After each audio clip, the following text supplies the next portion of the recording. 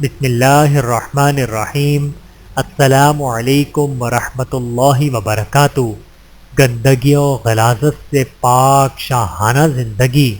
حضرت جابر رضی اللہ تعالیٰ عنہ سے روایت ہے کہ نبی کریم صلی اللہ علیہ وآلہ وسلم کو یہ ارشاد فرماتے ہوئے سنا، جنتی لوگ جنت میں کھائیں گے اور پیئیں گے مگر اس میں نہ تھوکیں گے، نہ پیشاب کریں گے، نہ پاخانہ کریں گے اور نہ ناک صاف کریں گے۔ صحابہ کرام رضی اللہ تعالیٰ عنہم نے عرض کیا، کیا پھر ان کا کھانا کہاں جائے گا؟ آپ صلی اللہ علیہ وآلہ وسلم نے ارشاد فرمایا، ڈکار اور پسینہ آئے گا جو مشک کی طرح خوشبودار ہوگا اور اسی سے کھانا ہضم ہو جائے گا۔ ان کو اللہ تعالیٰ کی تسبیح اور حمد کا اس طرح الہام ہوگا جس طرح سانس آتا جاتا ہے۔